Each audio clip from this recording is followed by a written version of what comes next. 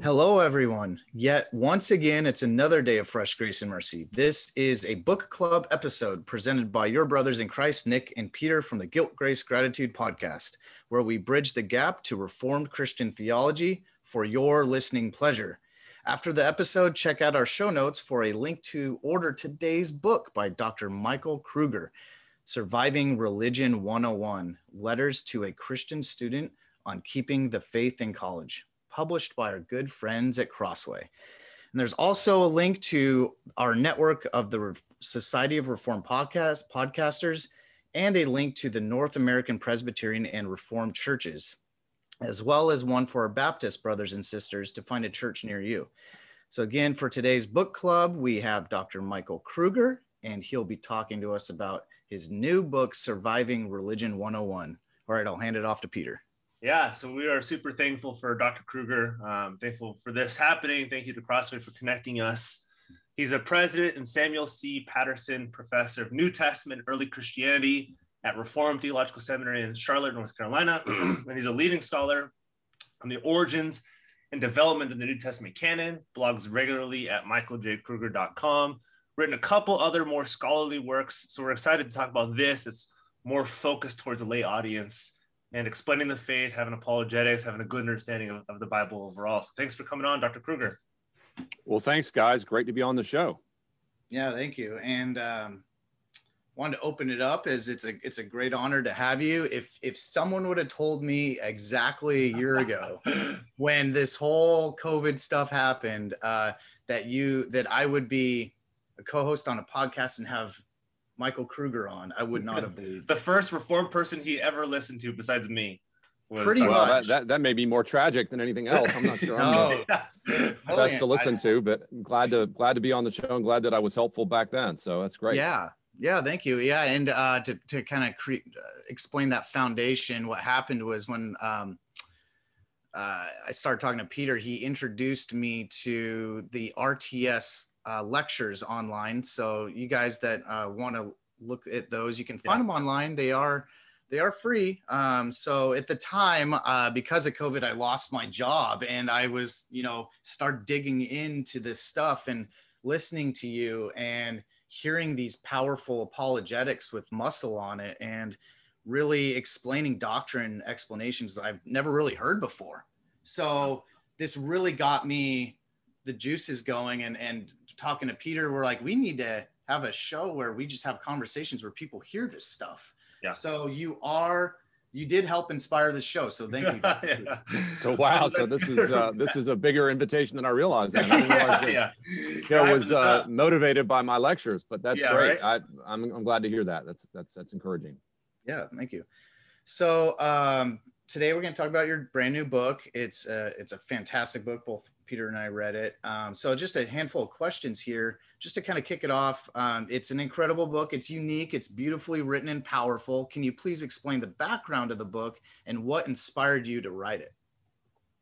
Yeah, this book is, as we were talking before the show began, is my first lay level book. Most of my other scholarly or presentations have been scholarly oriented and more heady. This is a book I've been thinking about, though, for years. It really began back in my own undergraduate days at the University of North Carolina in Chapel Hill, where I entered college, like probably many college students today, as a committed Christian and trying to do my best to follow Christ, but soon found myself in a situation where I was in a religion class getting bombarded with arguments from my professor that I had no idea how to answer. And as I mentioned in the book, I ended up having Bart Ehrman as a professor back in the time before. Yeah, this is before people knew who he was, but of course now he's well known as one of the most prolific critics of Christianity alive today. And so I sat in a class for an entire semester and heard him go after the Gospels and other New Testament books, talking about how there's forgeries and you can't trust them and they're historically unreliable and they've not been reliably transmitted textually and so on. And so I didn't have answers to my questions, and I just watched other Christians struggle too and realized, wow, how did we get to college as Christians without anybody even ever breaching these subjects with us? And then what was I going to do from there? So by God's grace, I ended up sort of, exploring the issues more deeply and found out that there were answers to my questions, but not everyone fared so well. Many people fell away from the faith and changed their views. And so ever since then, I was like, you know what? I need to write a book to help college students deal with that. And when I became a biblical scholar myself, I figured, okay, now's the time to do it. But it was really motivated by my daughter, Emma, who ended up herself, ironically, almost 30 years to the day, in fact, going to UNC Chapel Hill also. And so once she got admitted, I was like, okay, it's time. I got to write this book. And so that it's a very personal book for me. Is Dr. Ehrman, is he still a professor there? He is, yes. And it's very possible Emma could have a class with him before she's done. She's a sophomore right now, and he's still there. So yeah, it's very possible that this could come really full circle at some point. So this is not just a theoretical book. This is something that he wasn't as well known back then, but you were under this prolific critic, and this book comes from kind of wrestling with this critic and saying, "No, this is the orthodox understanding." So it was my own sort of intellectual crisis spurred on by my class with Ehrman that led to this book. And of course, I cover a lot of Ehrman's arguments in the book, no surprise, but I also cover a lot of other arguments that get circulated around in other contexts. So, but yeah, it was motivated out of a real story that I lived. And then my daughter is really there. And I'm not sure we mentioned it yet, but I framed the book as letters to her. Yeah. So each chapter is a letter to her addressing a topic I know she'll face. And so now just for the reader to know, I mean, they're not letters I actually sent to her in the past. I wrote them for the book, right? But she's obviously a real person. Ask for them back. It's like, I need them for a book. Yeah, exactly. But obviously she's really my daughter, and I'm really writing them to her because she's in college. So hopefully others, are benefiting from that. Yeah. I think that's what makes it really easy to read, because you can really tell you're speaking from the heart, because it's to your daughter, and it's not a hugely academic book. It's really, like you said, for the layman, and it's not light. It's not surfacey. You're getting into deep stuff. Yeah, it was a lot of books that kind of go lay level apologetics, I think, kind of skim the surface, but this one, I mean, there's some deep stuff that people need to know. Yeah, it was a tough balancing act. I mean, when I wrote the book, I really wanted to try to thread that needle between, I wanted it to feel like a substantive book that wasn't easily just chucked aside because it seemed too lightweight. But at the same time, I knew I couldn't write it as a scholar fully, because I'm writing to, freshmen in college, or even seniors in high school, honestly, will probably start reading this book before they go. So if you're trying to hit that audience, it's tough to find that balance, but hopefully I got close. Yeah, you did good. So like we said, this book is great on apologetics, defense of our faith, on the most common arguments. Well, we would probably agree, you summed it up pretty well-rounded, the most common arguments skeptics have, especially when you enter a college or university environment. So these are frequent and intense skeptics, topics that they would experience from fellow students in the universities, professors. So how's this book different from other Christian apologetic books that you've read and even written yourself? Yeah, so there's no surprise. There's other books about going to college as a Christian. That's not like I'm the first one ever to do that. The differences, though, are most of those books are filled with a lot of sort of practical tips and advice on, how to survive as a Christian out in the real world, everything from dating to, how to get along with your roommate and these sorts of things. And those are all important issues. I'm not trying to say they're not, but this book is narrowly focused on the intellectual challenges, not the practical challenges. So that's one difference. The other difference is I don't know of any other college book written by a biblical scholar. Most of them are written by, either pastors or apologists. And so I was trying to bring in my own background to help people realize there's really answers to these questions in ways they may not yet realize. As far as doing some other apologetic books, well, I mean, I just think the narrow sort of laser focus on college students is the difference, right? So apologetics books can cover a whole wide range of things and tend to be very, let's just be honest, they tend to be kind of data dumps. So you tend to be sort of like, here's a bunch of facts, and they can be a little stale. I'm hoping this format is a little more accessible, interesting, and engaging. And so, those are some differences as well. Yeah, I think the stuff that I've read have been more tactics. So if somebody says this, then this is what you say, or here's all of these apologetic methods versus, no, here's the questions you're going to be asked, and here's the worldview that comes behind this. And then here's some solid evidence based off of historical data that we can use. So it's less methodological and more so substantive. This is what we're going to face, and this is the history behind the Bible. Yeah, I think any college student reading it would easily put themselves in the position as the recipient of this letter. Yeah. So they could see that this letter is being written for me, in a sense, and that personalizes it. I'll also say on the flip side that I think parents can benefit here. You know, I'm writing obviously for college students, but I hope parents buy the book and realize that they need to be thinking about these things too, so they can be in dialogue with their Totally. sons or daughters who are in college.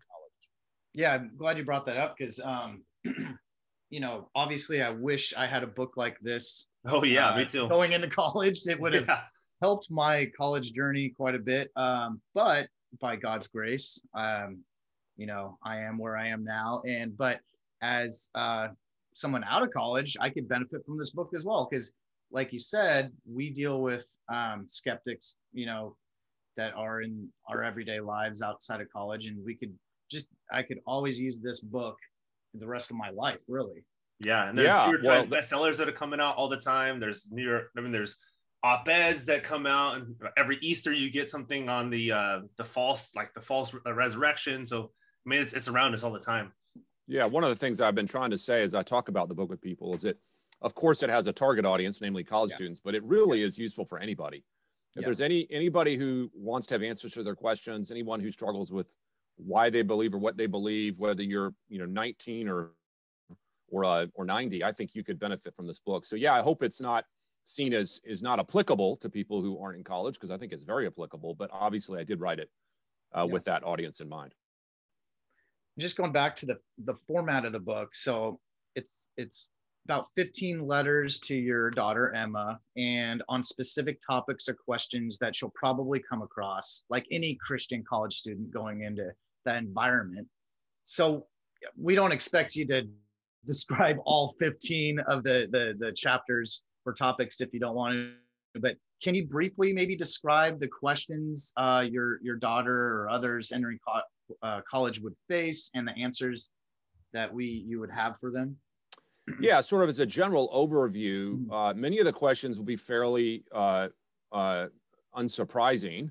So I deal with everything from, say, what do you do about modern science and miracles, to issues of biblical reliability and transmission. And of course, in my own area, stuff related to, lost books and the New Testament canon. Yeah. I talk about the problem of evil, heaven and hell, exclusive nature of the gospel, the issue of tolerance and intolerance. So, there's a whole swath of issues there, but there's a couple though that I think I put in the book because I think they're not talked about enough. And one of those is one of the earliest chapters where I deal with this question about what the chances are that Christians are right and everyone else is wrong. And I deal with this haunting thought that I think most college students have when they're sitting in a classroom, and it dawns on them that, hey, wait a second, everybody around me, almost all my fellow students, almost all these professors all think I'm wrong and I'm actually a little loony, and they all disagree with me. In fact, some of the smartest people on the planet disagree with me, namely these professors. What are the chances that they're all wrong and that I'm right? What's the statistical reality of that? And I think that little thing's like a sliver in your mind, and it'll work its way in and really, sever your faith if you don't have an answer for it. So part of what I do in an early chapter is help people realize how people form their beliefs and why people believe what they believe, and that it's not as simple to say that people believe things because of the facts. People don't form their beliefs just on evidence. And so even if you're the smartest person on the planet, you're not a neutral player with a blank slate, that you work through worldviews. So just that framing of things is missing in so many discussions of apologetics. And so that's an example of the kind of issue I try to address that I think is left out of other books. And when it comes down to the 15 topics or chapters, was there any background of how you got those 15 and not 12 or maybe the structure of why you move from one topic to the next topic? Yeah, so I try to start with broader, general, structural issues. The very first chapter, not surprising, is more sort of the fear of entering a secular university and how am I going to make it. And I talk about, striking a balance between thinking, on the one hand, everybody's Darth Vader out to get you. And on the other hand, I'm fine, no problems here. I'm completely, impervious to challenge, and that I'm not really vulnerable at all. So you got this sort of paranoid sort of martyr complex on the one hand, and then the sort of I'm bulletproof on the other. And so I try to deal with, those kind of misconceptions at the front end and say, look, it's neither of those things. You've got to be cautious, but also not, overly suspicious of everybody. And then I move generally from there into worldview issues and how we form our beliefs. And then I start dealing with particular questions. And then I build up, not surprisingly, to the last sections of the book, which are all on the Bible. I get to the Bible at the end and talk about biblical reliability towards the end. And then, one last chapter I include, which I think is really important, is a chapter on doubt, which I will also say is missing from a lot of other apologetics books. You get in apologetics, sometimes the book gives you the impression that, oh, this is all just cut and dry, mathematics, 2 + 2 = 4. And if you don't see it, you're just not a very good Christian, and these sorts of things. And I'm like, no, these are hard things, and you're going to struggle and you're going to doubt, and doubting is not an unusual thing in the Christian life. And so I really wanted that chapter in there because I think, college students are not going to respond well when you sort of paint this like overly naive picture as if, college should just be this smooth ride if you're really a good Christian and never doubt anything. I'm like, well, no, that's not the way the real world works. Yeah. And I know we touched on this briefly before, but if you want to add anything else, is how can the message of this book help not only college students, but all of us Christians? Yeah, well, on that score, what's interesting is that the reason I think college is so important to address is because of the intensity of the barrage in a very narrow width of time. Okay. It's unlike any other phase of your life, because for most Christians, first of all, they usually haven't been around that many people in a secular environment before, but then you've just got four, let's just say 4 intense years of just getting hammered with things. And I don't know of any other phase of life that's like it. On the flip side, though, we all know that it's not like suddenly when you turn 22 and graduate, you stop asking questions. And one of the phases of life where actually a lot of crisis hits is in the mid to late 20s, where people are now out of college and they're like, oh, so this is what the real world is like. And I don't know how I fit in it, and I don't like it very much. And maybe all I thought I believed isn't true anyway. And so the 20s those are tough times too. And I don't deny that. And so I think this book would be great for people in their 20s and their 30s and beyond. Just anytime you struggle with what you believe, I hope it's helpful. So I really do think it's applicable to just about anyone who asks questions. Yeah, and after college, there's not really anything forcing you to kind of push in your faith, to deepen your faith, understand apologetics, understand the formation of the canon. And so when you see that like culture just is imbibed with this stuff, it's hard to explain. It's hard to understand if you're not consistently staying in this stuff, which I think college does force you to, because you have this opposing view and you have to try to think of another view, versus when you're not pushed on that opposing view, there's nothing really telling you like, hey, here's the basics. No, that's right. I mean, college is a time that, and I say this in the book, it's a great opportunity for Christians to really grow, because there's no time like it where you're going to be forced to give answers to things, Now you get out of college, there's less of that. I think when you get out of college, though, there's different kinds of questions that arise, which is sort of overall purpose of life and lifestyle. And, am I going, do I really want to spend my life doing X, Y, or Z? And so there's some broader questions there that are still in play. But yeah, I mean, college is just that time. And so this is why I tell people in the book, hey, don't think that the opposition's all bad. It could be good news. The opposition could really make you an effective Christian if you respond well to it. Now, if you respond poorly to it, it won't. But if you respond well to it, it can really make you an effective Christian. Yeah. And I think some churches downplay just how much information we're given from outside the church and don't really systematically bring us through some of these issues, where we need somebody to come and systematically bring us through these issues if we're not being trained well enough in our church context too. Yeah, well, that actually is a thing I mentioned in the introduction, which is sort of looming in the background here. And I don't have a chapter on this, but I mentioned in the introduction is, how did we get to the place where we're losing Christian students in college in significant numbers? In other words, what does this say about the state of the church? What does this say about the average pastor? What does this say about seminaries? That we're training our people in such a way that most college students who have grown up in the church their whole life, just let that sink in, their whole life. Yeah. Yet they get to college and they're like, I never heard that. I never heard that. And I never heard that. I'm like, that's embarrassing, honestly. Yeah.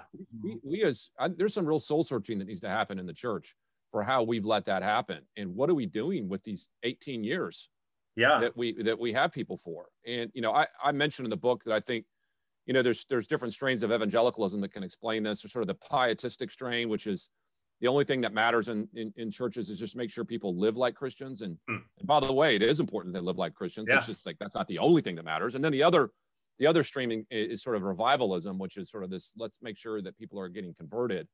And that also matters, but there's missing this other category of, well, what about like training in the Christian worldview and training in non-Christian thinking? And it just isn't there. And that's unfortunate. Yeah. It's pretty obvious your primary audience is a existing believer, a Christian, even more specifically an existing believer Christian going into college. But what if a non-Christian was to read this book? What do you think they would profit from it? Yeah, I think that would be really great if non-Christians would read this book. I'm hoping that the Christians who get it and read it would give it to their non-Christian friend and say, please read this. Because even though obviously there's a sense in which it's geared towards people who are professing believers who are struggling, the arguments I make are accessible to anyone. And if the skeptic is like, well, what do I do with, you know, if the skeptic is convinced the problem of evil sinks Christianity, then they ought to read my chapter on the problem of evil, right? Because it doesn't. If they think that, you know, there's no reason to believe in the resurrection, well, I'm like, well, it's not that simple, or that miracles are impossible. Well, again, read my section on that. And so, yes, I think the skeptic could be really beneficial for him or her to read. And I would encourage anyone listening to this podcast who has the book to give it to a non-Christian friend.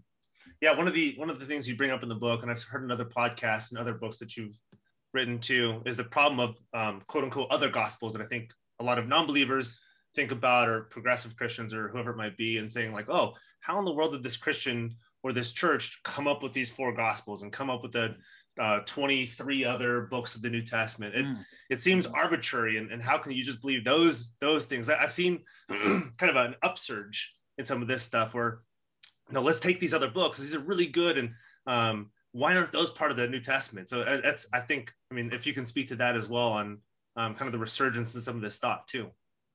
Well, yeah, this is common on the college campus and also outside the college campus, which is this wanting to talk about apocryphal books, lost books, hidden books, secret books. You know, I love all the little adjectives they stick on the front. You know, so the books above the gospel has this big sort of conspiratorial aura about it that, you know, oh, you thought these were the best 4 gospels, but we now know that they're not, and that the real ones have been suppressed for 2,000 years. Yeah, because it seems like for me, the ones that I've heard, it's like the getcha argument. Well, you didn't know that there were more gospels than this one. There's 12 other ones. Like Gospel of Thomas, like, is the most popular Gnostic one. Right, and that argument works really well rhetorically. In other words, at a real surface level, it's because most Christians have no idea. Yeah, it plays. The problem is that argument falls apart very quickly when you look at the historical evidence. So good for rhetoric, bad for history. And so I point out in the book that, you know, as soon as you get past the sort of surface level of that, you realize it just completely disintegrates. Christians were not just reading whatever gospels they want to read. The apocryphal gospels were not nearly as popular or well received as the canonical 4. And the evidence for the early canonical 4 in a collection is overwhelming, so much so that there was never any real meaningful debate about Matthew, Mark, Luke, and John like people claim there was. There was no vote. There's no council. It's just clear those are the gospels handed down to the church from the beginning. So, you know, I obviously this is a subject I've done my own academic work in. So I loved those sections in the book because I felt like, you know, those were issues I wanted to bring up and help clarify for people because there's so many misconceptions about them. Yeah, and just real quick too, one of the things I remember from one of your lectures, and then obviously one of the books, is the very last verse of Gospel of Thomas. Nobody ever reads, and when you bring that up to somebody who's like quote unquote progressive, it's like, oh, we need to listen to this book. Do you really want to listen to this book? Because the last verse is not a verse that you want to tell somebody about. Oh no! Here's what it betrays: is that most people talk, you know, convincingly about lost gospels and how they're just as good as our canonical gospels, and honestly, they've never read them. Yeah, I know. Yeah. And on top of that, they probably haven't really read the canonical gospels. Yeah. And when you do, you realize, wait a second, there's not just an historical difference here. There's a qualitative difference here. And you start doing the real good work on that. And you realize that these apocryphal gospels are embellished, legendary, and overall, many of them just bizarre. Yeah. Yeah. And you kind of answered this went into answering this next question and giving some teasers and some apologetic responses on the reliability of the Gospels in the canon. Are there any other nuggets of information or that's in your book with some of your research that you can kind of explain to people if they're not already wanting to buy this book? Maybe you have some other stuff to kind of like, oh, this makes me want to read more of this stuff and get more of this stuff. Yeah, any teasers kind of on the scholarship. You mean on other chapters? Yeah. Or do you talk about more on the Gospels? Anything your average Christian wouldn't necessarily think about, either coming to college, like a question that they're asked, and just some stuff from the book that they can say like, oh, that's what the book's about. Okay, that's really cool. I want more of this. Yeah. Well, I worked really hard in the book not to shirk the tough questions. So I've got chapters on sexuality and homosexuality, for example. And, you know, I didn't really get into the transgender issues when I was writing the book. The landscape changes so fast that when I was writing the book, those were just hitting. But, you know, people think, well, you know, is he going to duck the hard questions there or going to tackle that? So I tackle things like that in the book. You know, not trying to duck the problem of evil, tackle that in the book. And then here's another chapter that's interesting. I think people may not know is in there, is that people may not realize that one of the newer arguments in the last generation, which would have really been unthinkable in prior generations, but in this new generation is not, is the idea that we should reject the Bible because the Bible is immoral. And so there's actually a morality argument against the Bible, which again, in prior generations, this just wasn't done. In prior generations, it was more like, well, just stop forcing your morality on me. I don't need your big moral Bible. But now the tables have been turned. So ironically, the people making the moral arguments aren't Christians, although they do. But the people making the moral arguments are non-Christians, and they're saying the Bible's full of all kinds of offensive, reprehensible things that you should morally find repugnant. And so I deal with issues like, does the Bible advocate genocide, slavery? Does it oppress women? And you have to wrestle with these things. And then, of course, I point out that if you're going to make a moral argument against the Bible, you better be ready to make it, because it's not as simple as saying something's wrong. Yeah. You have to have a worldview in which you can know something's wrong or right. And you have to have some place in your worldview to get absolute moral norms. And of course, the non-Christian's never thought of this. He just likes to say things are wrong, and he assumes everyone's going to agree with him. But I point out that needs to be challenged as well. So yeah, I have those are some other little nuggets in there that people may not know are in there. Yeah, and that also comes back to, have you actually read these sections that you're referring to in context? Like you would read anything else, like Homer or anything else from around the Old Testament period, or other first century texts. Like, do you know enough about what you're saying, or are you just kind of repeating some scholar that you saw a New York Times article on and you're just telling me about it?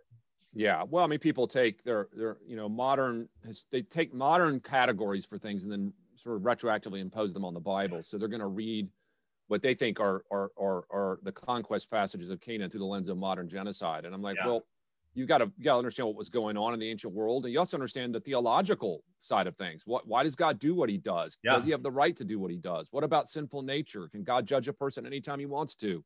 Doesn't God judge people through pestilence and famine and natural disasters and floods? He does it all the time in the Bible. So God can judge people that way, but not through human armies. So where does that logic come from? You can't just sort of impose that on the Bible. So I'll argue that actually the Bible internally makes sense if you understand its internal logic. What the non-Christian is doing is saying, on my logic, the Bible doesn't make sense. Well, I'm like, well, of course, that's not a fair way to look at it. You got to look at it within the Bible's own worldview. And so once you see that, you realize it actually makes sense that the Christian God would do these things if, in fact, he's holy and people are sinful and so on. If you deny all those things, well, of course, you're not going to understand those passages. Yeah, that's good. Makes sense, because if someone doesn't understand scripture, never read the Bible, they're a non-believer, they go back to really in the Garden of Eden when the lie of defining their own good and evil. So they outside of scripture, they're like, this is what I think evil is, and this is what I think good is, and then they kind of flip everything around. So they're calling the Bible evil and the world things good. So that makes sense. Imagine, take the standard Western American skeptic. He says, look, humans are basically good people trying their best. And there's this sort of awful God called Yahweh that sends in the Israelites to just slaughter women and children who are, trying to just make it in the world. And how awful is that? And you realize that built into that argument is all these assumptions that God is arbitrary, and that B, people are inherently good and that they deserve to live, and that there's a sense in which, you forget the Canaanites are remarkably wicked people who had done everything from, idolatry to even sacrificing their own children to false gods. They were, the debauchery of those folks was building for years, and God finally brought judgment on them. And here's this other misconception people have. They think, well, I'm only going to grant your little system of God judging if God judges people in the way I think he ought to. So he's got to start with the worst and work his way down the list, right? Yeah. And so if he starts anywhere else in the list, well, that's not right, because I don't like that. He always has to start with Adolf Hitler and then work his way down. Why does God have to do that? And on an earthly level, God sometimes judges certain people and they deserve it, but then there's certain people who deserve it. He just, for his own purposes, waits. It doesn't always bring judgment right away. So once again, they're like, I'm going to impose my own little worldview on this and then say I don't like it and therefore it can't be right. And I'm like, well, that just isn't a very good argument. Yeah. Cool. So closing out, can you describe how this book can help us, in particular incoming or continuing college students, better understand the gospel, even while in a secular university, in effect, how they can thrive in college and having their trust and growth in the gospel? And by gospel, I assume you mean the good news of salvation, not the books. Yes. Obviously, the heart and soul of this book, and I hope the reader picks up on it, is not just about data and facts, but the book is ultimately about a person. And I make this point at the very close of the book, which is the only way you're going to make it through college if you're struggling, and truthfully through the rest of your life, is if you're following something more than just an idea. You're following more than just concepts and principles. You've got to be following a person. And so this is the essence of the gospel. And this is missing in a lot of apologetics books. It's almost like many apologetics books are just trying to convince you something is true. And of course that matters. And I'm doing that too. But it's not as simple as saying, here's some facts, believe they're true. You've got to be convinced that following Jesus is worth it, that he's better than anything else. And the only way you get there is by apprehending him as a person and his beauty, his wonder, his goodness, and just apprehending the person of Christ. So what I think happens to a lot of college students, and truthfully a lot of Christians in general, is they're actually not following a person. They're actually following ideas, concepts. They're even following theology. They're not following a person. And I make the point that all those things matter. Theology matters, of course. Truth matters, obviously. But it's got to be directed towards the person of Christ. So this is the essence of the gospel message, right? Is that you can be saved and have a relationship with God through Christ. If that's not central, then no pile of facts is ever going to make it for you. It's never going to be enough if that's not there. The object of our faith. Yep. Yeah, totally. Yeah, maybe I'll ask the last question too. So after reading this, and I know you got a bunch of other work, so with this, and after people read this and understand it, I'm assuming people are going to want to pick this up and kind of devour this before. And we're hoping a lot of high school students devour this, and parents read this, and churches read this, and give it as graduation presents to their kids, to their high schoolers. But is there anything else that you've written that people can benefit from, or is there anything that you're working on that people can benefit from? Yeah, well, thank you. Yeah, well, I mean, I hope they can. I mean, as we discussed before, this is my 11th book, my first real lay book. Yeah. It's, if someone wants to go into canon and text and reliability of the Bible issues, they can read other things I've written. They can read Canon Revisited, which is sort of an archetypal look at canon. Then they can read The Question of Canon, where I deal with historical models of canonicity. My hunch is many of the listeners may not be up for that entirely. So let me mention my website, which I think is a good source for people. So I blog over at what's called Canon Fodder, which is a pun, by the way. It's not canon with two N's, but one. Yeah. Otherwise, if you don't get that, my students, by the way, misspell canon all the time. I tell them, well, it's not a cannonball here. It's C-A-N-O-N. Yeah. So Canon Fodder is the name of my website. It's just michaeljkruger.com. And what I've done is I've taken a lot of my academic work and tried to distill it down into more accessible articles, blog posts, lectures and interviews, and so forth. So I've got a ton of resources on the site. So if people want to get more and learn more, I've tried to make that site a place where they can get that without having to necessarily read, 7 academic books. So hopefully that'll be helpful too. Yeah. We'll link to that in our show notes too. People can look through that as well. Yeah. Great. was a great honor having you on, Dr. Kruger. So thank you. Thanks for coming on. Well, thanks so much, guys. Fun dialogue, and thanks for highlighting the book. And I hope people can get it and benefit from it. Yeah, absolutely. Thanks for coming on, and hopefully we'll see you again later. Yeah.